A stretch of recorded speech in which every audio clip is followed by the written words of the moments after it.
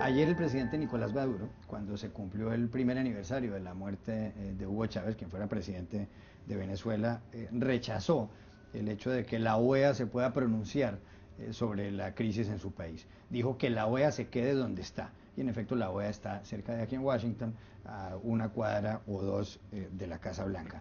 Hoy la Organización de los Estados Americanos tiene prevista una reunión del Consejo Permanente, es decir, de los embajadores de los países miembros, para hablar sobre la situación en Venezuela. Críticas pues de Maduro a la OEA, pero por otro lado el secretario general de la organización, el exministro de Exteriores chileno José Miguel Insulza, fue ayer a dar una charla al Centro de Estudios Estratégicos e Internacionales, a lo que por sus siglas en inglés se llama el CSIS, que es un instituto de análisis muy prestigioso en Washington, y dijo varias cosas. En primer lugar, que no hay un deterioro y una destrucción masiva de la democracia en Venezuela. Dijo adicionalmente que en Venezuela el presidente Nicolás Maduro fue un hombre elegido en unos comicios el pasado mes de abril y que mayoritariamente no hay una percepción de que esas elecciones hayan sido afectadas por un fraude. Y dijo por otro lado que nadie ha pedido que se ponga en acción la Carta Democrática de la OEA, que podría llegar a producir la suspensión de un país miembro en caso de que se violen las normas del sistema democrático.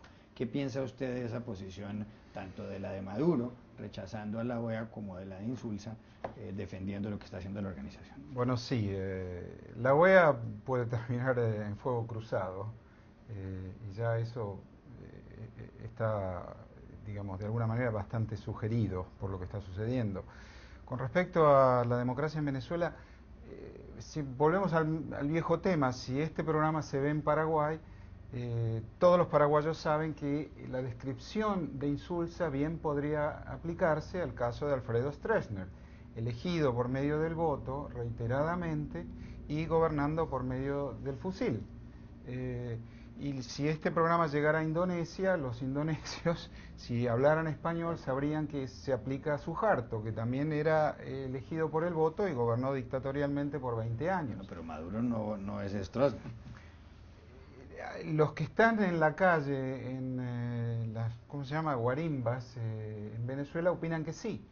Y cuando uno mira el espectro de derechos violados, bueno, es difícil sostener que eso es una democracia, donde el derecho a peticionar no existe, el derecho a reclamar no existe, y donde además hay abusos de derechos, represión ilegal, detenciones ilegales, ejecuciones selectivas.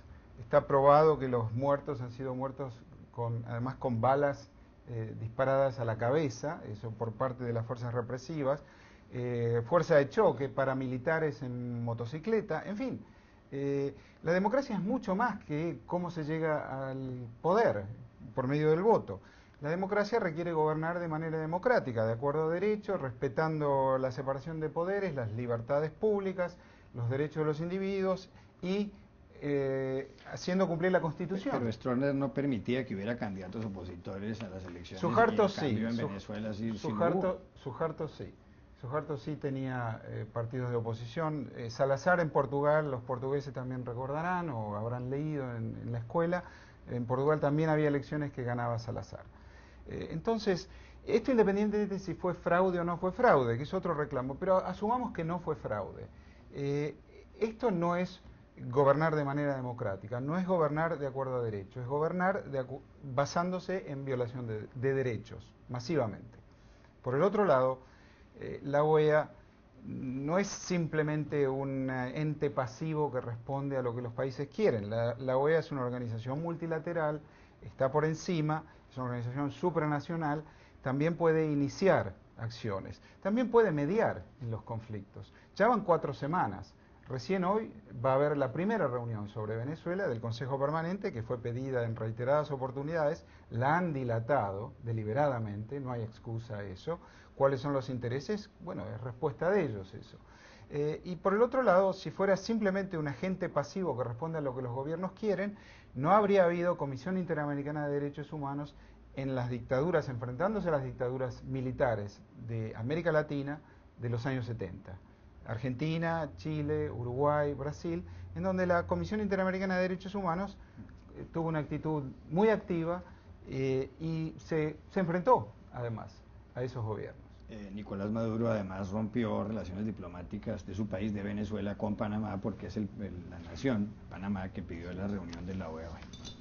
Sí, el gobierno Maduro tiene una tendencia a adoptar una retórica muy fuerte, y respuestas que no necesariamente son las más, vamos a decir, inteligentes en el momento estratégicamente, políticamente hablando. Pero yo yo creo que la dificultad con Venezuela, yo creo que ese es el problema, me parece, que los países, un país como Brasil, por ejemplo, que quiere meterse siempre en el medio, en un territorio de neutralidad en los conflictos, la dificultad en el problema venezolano es saber si estas violaciones de derechos, si eso es parte sistemático del gobierno, desde dónde vienen, porque una cosa es haber rasgos autoritarios, me parece, en el régimen, otra cosa es que sea una dictadura, y yo creo que Venezuela está bien lejos de eso, ¿no?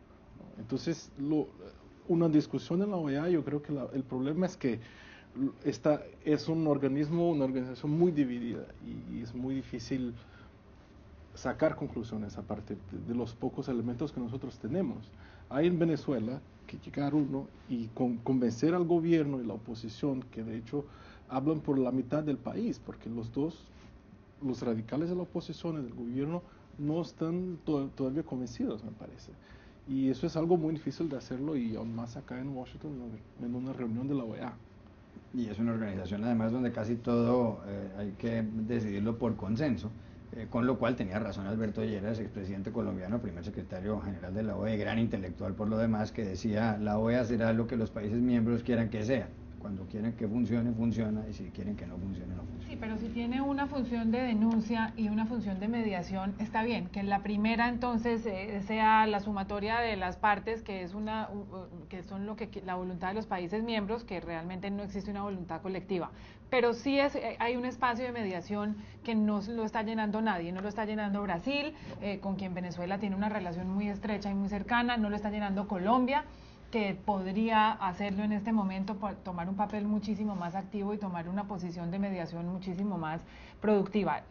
Lo hace Panamá. Realmente es bastante curioso que sea el único país que ha salido en una posición de liderazgo y tiene unas consecuencias serias, porque han cortado relaciones diplomáticas con ellos. La OEA como institución tampoco ha tomado un papel de liderazgo. Todo el mundo está sentado en los asientos de atrás del teatro, y eso es algo realmente sorprendente. También coincide los pronunciamientos de José Miguel Insulza, que es un político chileno también, con la próxima posesión de Michelle Bachelet, y me imagino los intereses o ambiciones políticas que pueda tener él como chileno. Lo que sí es, hay justamente en la ONU, hoy 6 expertos de la Comisión de Derechos Humanos de la ONU pidieron cuentas al gobierno de Maduro. Ellos sí pidieron cuentas por el uso de fuerza dentro de las manifestaciones. O sea que realmente lo que ha sido impresionante es no ha habido una voz ni denunciando la detención de Leopoldo López, ni denunciando lo que ha pasado con los manifestantes. Hay un gran vacío en la comunidad internacional con respecto a Venezuela.